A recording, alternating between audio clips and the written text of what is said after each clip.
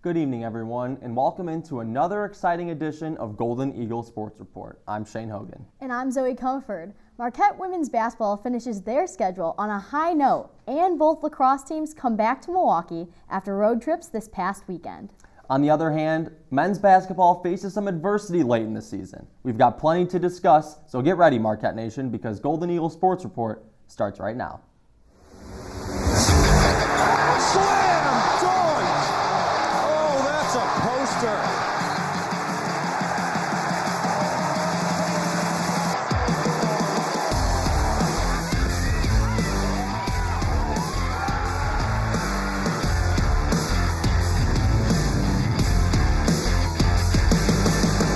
Live from the Jeannie Hayes Virtual Studio at Marquette University, this is Golden Eagles Sports Report. Marquette gets the rebound, and the champions have gone down.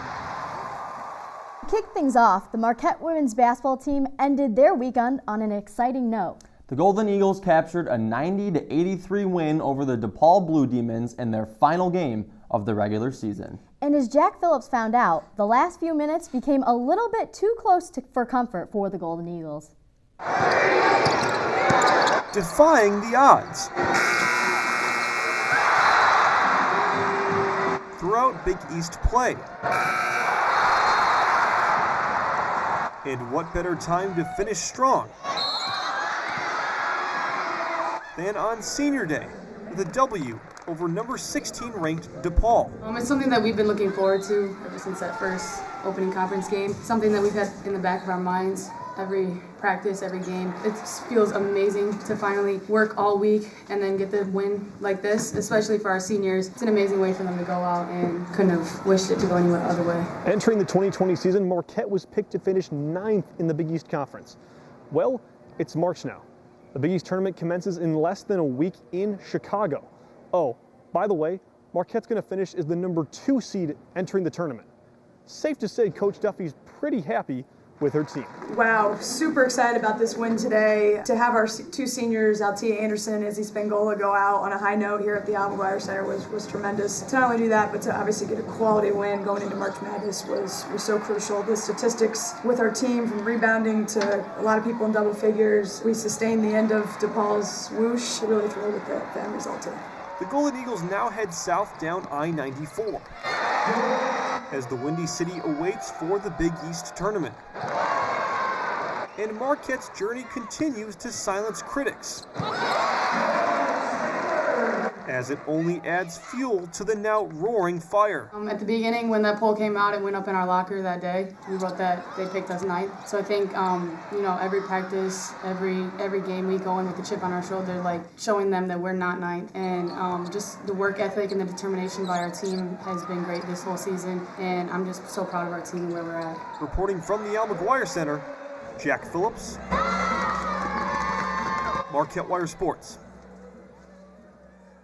With that, we now want to welcome in one of our women's basketball analysts, John Leuzzi. John, it's a pleasure having you on the show. Zoe, it's great to be back on the show. So Marquette had a hot start against DePaul yesterday and took that early 15-4 lead. What do you think kind of led to that early determination? I think that this team has struggled in the first quarter a lot throughout this season, and they said they wanted to change it. They wanted to get that revenge against DePaul yesterday. They came out with some confidence in themselves. They brought the fast tempo offense. They had to replicate that from DePaul because they knew DePaul was going to bring that on there. But there was confidence in this team. They knew they had to put the extra work in practice and in the gym on the side throughout the entire week leading up to yesterday, and they got the job done in that first quarter. Exactly, and in that game, redshirt junior Lauren Van Clunen had led the team with 22 points and 7 rebounds. How important kind of is her presence heading into the postseason? Oh, it's definitely huge. She's one of my favorite players I've seen from this team this year. She's really grown as a leader this year, but also on the offensive side and the defensive side this year for the Golden Eagles. And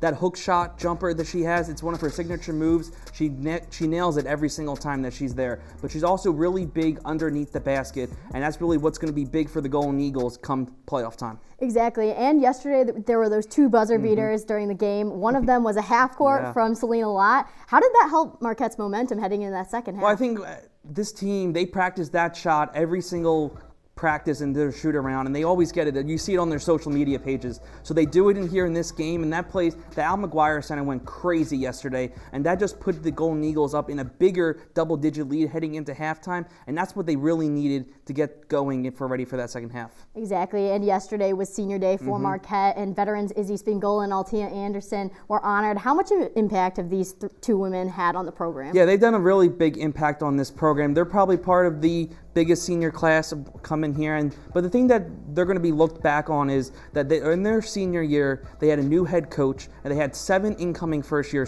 players, and they had to take that adversity, bring these players into the program itself, but also to Marquette itself. So they did a lot of leadership roles, and I think that's something that's really going to be put in them as well. Exactly, and because of that win yesterday, Marquette has now secured the second seed in that conference tournament after yesterday's win. What are your predictions for the Golden Eagles? Yeah, for a team that was projected to finish 9th in the preseason poll in the Big East, they really put that behind them, and they put that a chip on their shoulder. You heard it in that package over there from Jack yesterday by Jordan King, and they use that as confidence for their season this year. So in the Big East tournament, they're in the second seed. I have them going all the way to that championship game. I think this team can compete with some of the best teams in the conference. They've shown it throughout this entire year. They're just down the road from their home court here in Milwaukee in this coming weekend. So I wouldn't be surprised. And this team, they got some fire in them, and they're going to be exciting come this March. Exactly. And do you kind of think that yesterday's game was a preview of the Big East Championship game? It very much could be. We've seen in the past few years, these Marquette and DePaul have faced off in the championship game.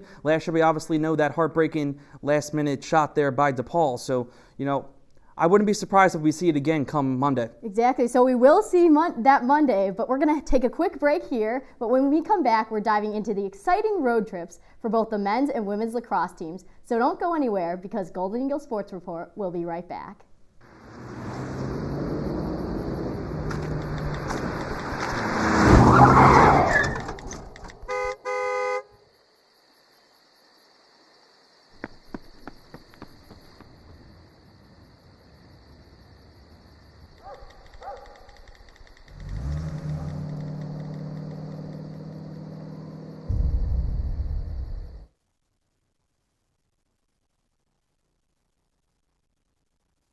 This is the story of a boy who is very sensitive to lights and sounds. So he built secret hiding places where nothing could get in. The boy didn't like looking people in the eye. It made him feel uncomfortable. One day, he found out he had something called autism. His family got him help, and slowly, he learned how to live with it better. Early intervention can make a lifetime of difference. Learn the signs at autismspeaks.org. So, I just moved in with this family, and it's embarrassing. The little one, he likes to go outside and crawl around in the giant litter box. I don't know what he's doing. I mean, I was born and I knew how to use the litter box. Look at that. That's disgusting. Oh, poop already. You're making me nervous. Oh, okay, I can't look at this anymore. I really hope he grows out of this, for his sake.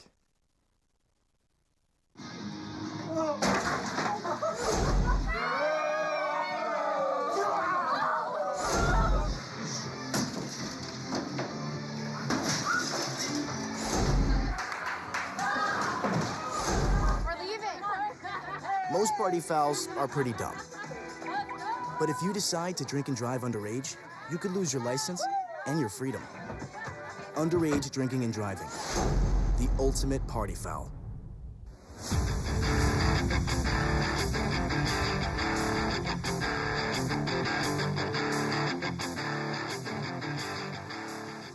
Welcome back to Golden Eagle Sports Report. Once again, I'm Shane Hogan. And I'm Zoe Comerford. Now it's time to catch up on the men's and women's lacrosse teams. Starting with the women's team, they were out in Tempe, Arizona this past weekend playing 2 matches, one on Thursday and one on Saturday. Their first game was against Arizona State, and they lost a tough battle 18-14. ASU got off to a hot start, scoring 5 of the game's first 6 goals, but then Marquette answered with a 5-1 run of their own.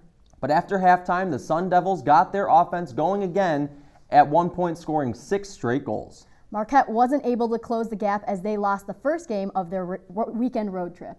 However, the women's team wasn't done just yet. They had one more game over the weekend, and they took care of business against Fresno State on Saturday. It was a back-and-forth affair as neither team could escape the other. Marquette went on a 9-3 run to close the first half, but Fresno State battled back in the second.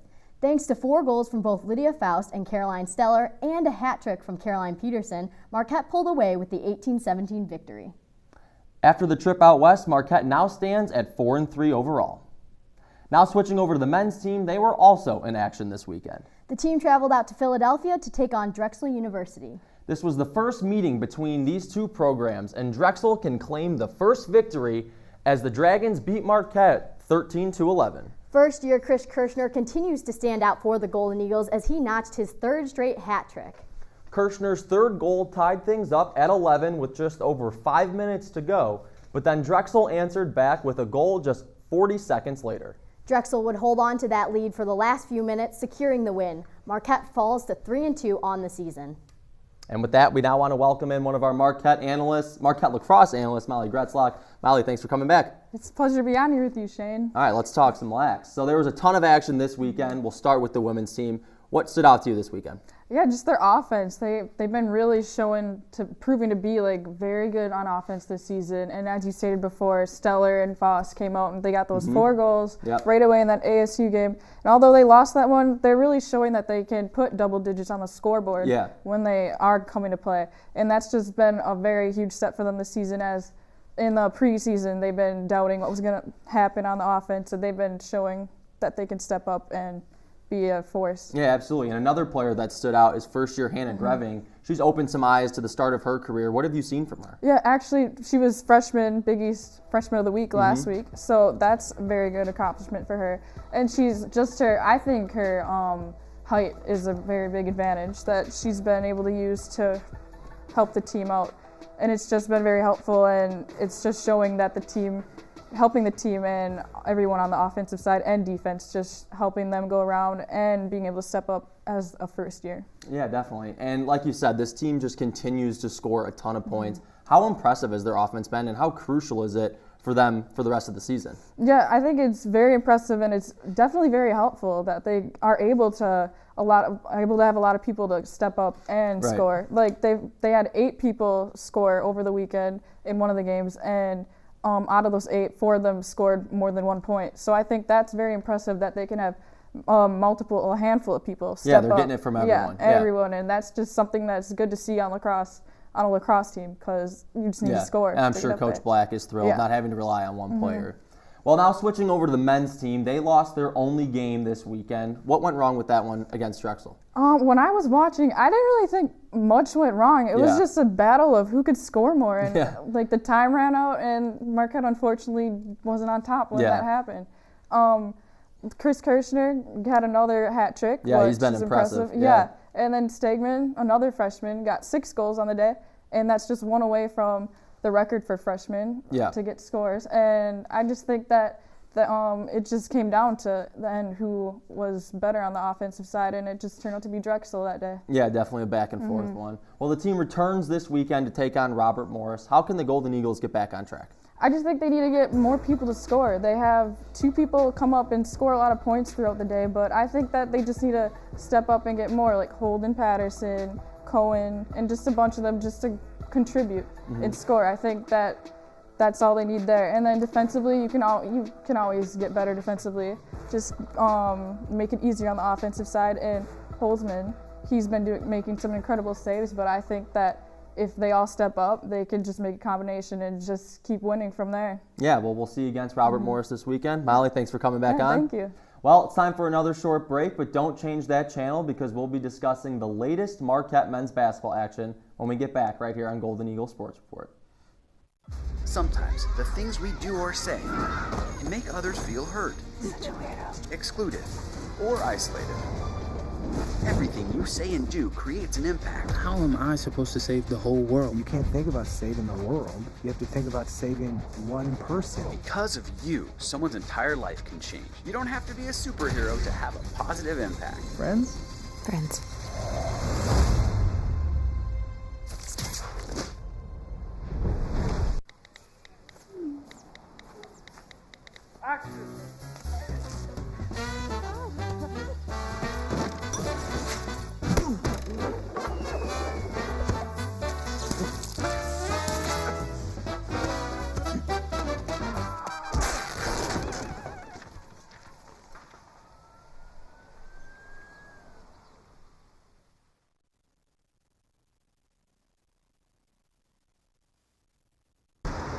Look at you. You're at the top of your game. You're unstoppable. Nothing can throw you off track. Wait, is that your car? Uh-oh. Yeah, I saw that coming. That will throw you off track. You're looking at around 10 grand in fines, legal fees, and increased insurance rates. Let's try this again. Smart move. Because buzz driving is drunk driving. There was an old woman who lived in a shoe. She had so many children, she didn't know what to do.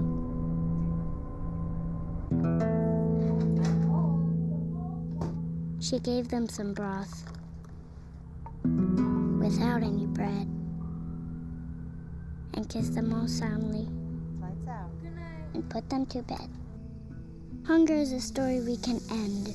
End it at feedingamerica.org.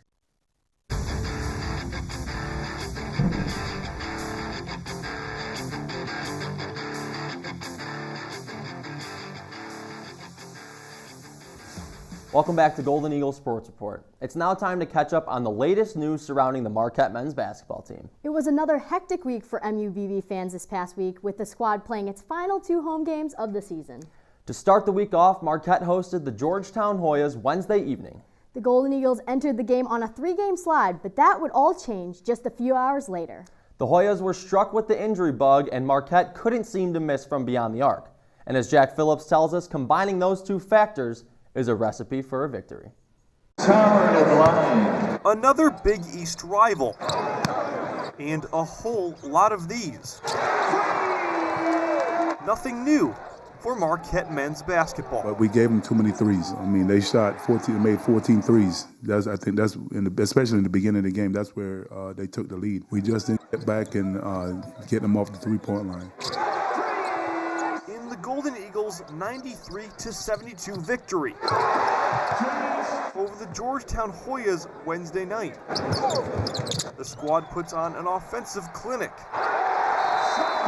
and ends a 3-game slide in conference play. This was one of our more complete games. I thought it was the best that we've worked together offensively in a number of games. And you know, anytime you have 23 assists on 34 made baskets, that's a very positive sign. And the win comes at the perfect time,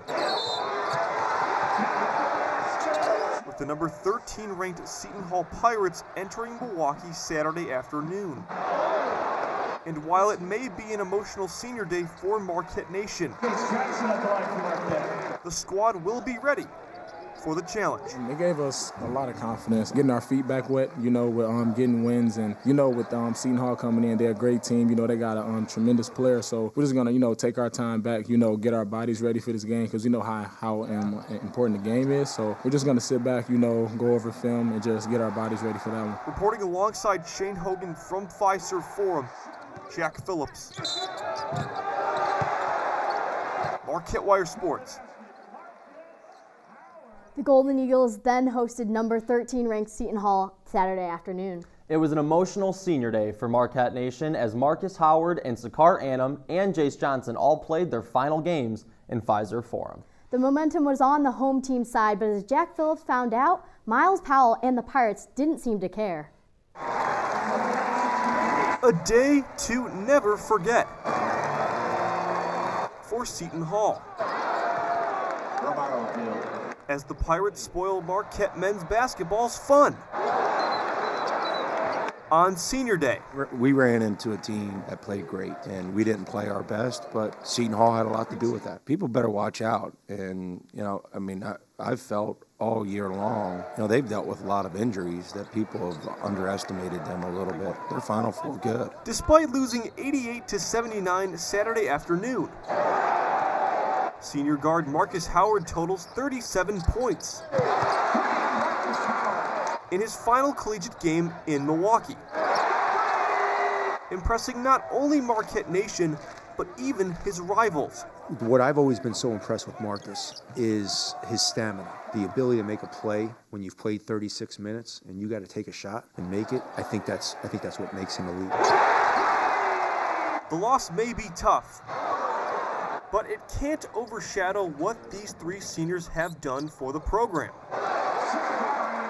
And the overall mission remains the same for the Golden Eagles, with still 2 regular season games to play. Though it didn't cap off with the win, I mean, it's still a tremendous memory or a tremendous moment to be able to share with guys like that, you know, who are just first-class guys, first and foremost, and then they're unbelievable players. So there's still a lot more basketball to be played. We still have a lot more to prove, a lot more to do with our seasons. Yeah, this isn't the end. I mean, of course, it's the end of an era here in Milwaukee, but we still have a lot more basketball to play. Reporting alongside Amy Galashewski from Fiserv Forum, Jack Phillips. I love you guys, too. Marquette Wire Sports. We now want to welcome in one of our men's basketball analysts, Nick Galley. Nick, thanks for coming back. You know, I'm always happy to be here, Shane. Always. Talk some basketball. Let's do it. Let's do it. So what were your kind of overall thoughts on that win over Georgetown, starting off with that game? Yeah, I know I give Marcus Howard, you know, a lot of bad reps, I think, often. I know I'm pretty hard on him, but I got to give it to him this game. I think this was the best game that Marcus Howard's had all year. 30 points, 7 assists. He was really efficient from the field, 5 rebounds, too. 5 rebounds, too. So I think he was 10 of 16 from the field. Really efficient, especially, you know, during a stretch where he hasn't been too great shooting. He's had some struggles, but I think he came back really well this game. It was an overall great game for Marquette because he was distributing the ball. A lot of guys looked really good, and it started with Howard. Absolutely. Exactly, and then after that game, the number 13 Seton Hall came in, and what were your overall takeaways on that game? Yeah, I mean, I thought it was a well-fought game. You know, Marquette was able to score points, but Seton Hall was just better. You got that duo of Miles Powell and Sandro Mamukelishvili. How about that? There you go. It's a tough last name. I know I was trying to pronounce that all day, but look, we got it. So, but yeah, I mean, it was just they combined for 54 points, and they just outscored Marquette. I mean, it was an offensive battle all around. Yeah, unbelievable duo. Offensive battle all around. Marquette didn't really look too bad, I didn't think, and you know, on their senior day. So it was a big game for Marquette. Unfortunately, they couldn't pull through, but the offense still looked good. Guys just didn't contribute until late. Yeah, so showed some fight at the end, but not enough. Yeah, not enough. Well, Marquette plays 2 more games in the regular season, both on the road. One against St. John's, one against DePaul. What are your thoughts on those ones? So I'm thinking the one against DePaul should be a win. I think we can kind of agree on that right there. Yep. I'm a little questionable with St. John's here because they looked great yesterday at home against Creighton. Big win. Huge win, 20-point win. So I'm thinking that's going to be a tough one. We'll just see what happens. Guess so. Exactly, and then heading into next weekend, what are your predictions for the Big East tournament? I think it's going to be really tough for Marquette. They've shown some good signs on the offensive end.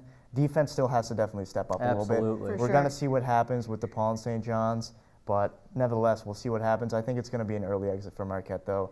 Big East is really competitive this year. A lot of scrappy teams. Absolutely. So Marquette, they've been very streaky. We're just going to have to see how their defense performs. Offense has been there, but defense is a big question. Depends on what their seeding is, too. That first round matchup could be huge. Exactly. It depends how the seeding goes right now because obviously Marquette, I can't really gauge how they're going to play because you don't know what team is going to come out.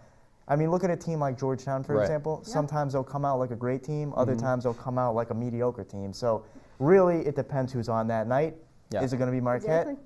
Who knows? Well, we'll Big East has really beaten up on each other this season, though. Yeah, for sure, Zoe. That's a great point. I mean, it's been competitive all year. So this Big East tournament is probably going to be one of the best Big East tournaments I think we've seen in recent years. Yeah. All right, Nick. Thanks. Great stuff as always. Thanks for having me on, guys. We'll see you next time. Well, it's time for another short break, but don't change that channel because I'll be giving my final take on both Marquette basketball teams as they head to their respective Big East tournaments when we come back right here on Golden Eagle Sports Report.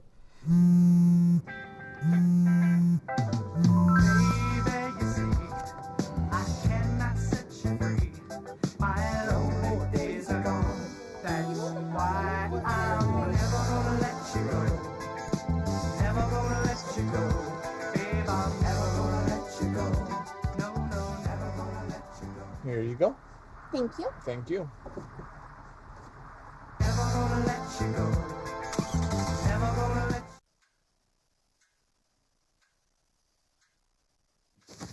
Awkward. I'm the awkward silence. You try to avoid me, then there I am again. But an awkward silence can be a great thing. Like Kelly here is about to demonstrate. You haven't really been yourself lately. Are you okay? Find out how you can help a friend with their mental health at seizetheawkward.org. Welcome back to Golden Eagle Sports Report. Once again, I'm Shane Hogan. The most exciting month of college basketball is finally here. There's plenty of reasons to be amped up for the arrival of March. the most obvious being March Madness. But before we get to the big dance, it's only right to look back on where both Marquette teams find themselves at this very moment. The women's team concluded their regular season on Sunday with their biggest win of the year, knocking off the then number 16 ranked DePaul Blue Demons. This was the first top 25 win under first-year head coach Megan Duffy, who has made a ridiculously strong case for Big East Coach of the Year. And this is your second reminder of the show that they were picked to finish 9th in the conference. And with yesterday's win, they locked up second place behind DePaul. Now that their regular season is over, they can focus on the next big challenge, the Big East Tournament in Chicago, which starts this weekend. Thanks to impressive regular season performance, the Golden Eagles are locked in to the number 2 seed and will play the winner of Villanova and Xavier.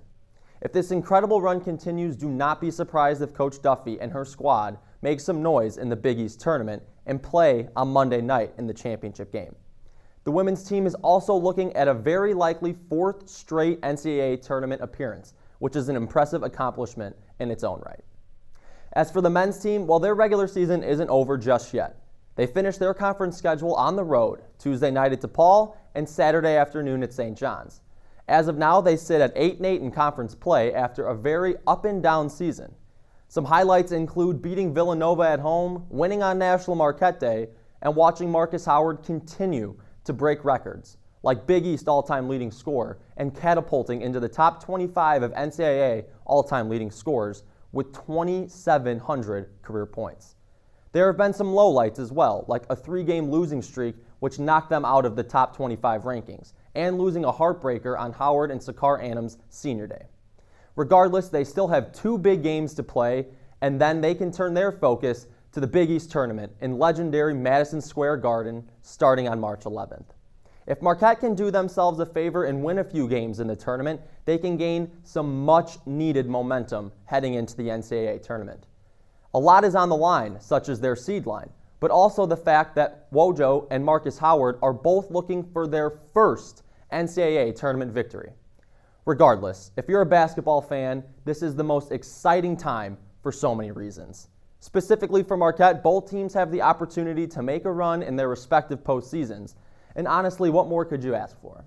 It's time to buckle up and enjoy the best month of college sports, and get ready for some madness. Wow, that was an awesome final take, Shane. And obviously, you can't forget Marcus Howard. Today, he was named as the Bob Cousy finalist, so he's one of 5 point guards. I mean, he's just accomplishing so much, Zoe. His final year in college basketball, he's done it all. Are you surprised at all, though? Not in the slightest. I mean, we'll get to see some more big-time matchups in the Big East, then the Big East tournament, and then they go dancing. And the big thing is, are they actually going to get a tournament win for men's basketball? Well, Zoe, that's the big question. We'll see. For sure. Well, that just about does it here for us tonight. Thanks for watching tonight. We won't be on air next Monday as we will be off for spring break, but don't worry, we'll be back soon enough. Until then, I'm Shane Hogan. And I'm Zoe Comfort. Good night, Marquette.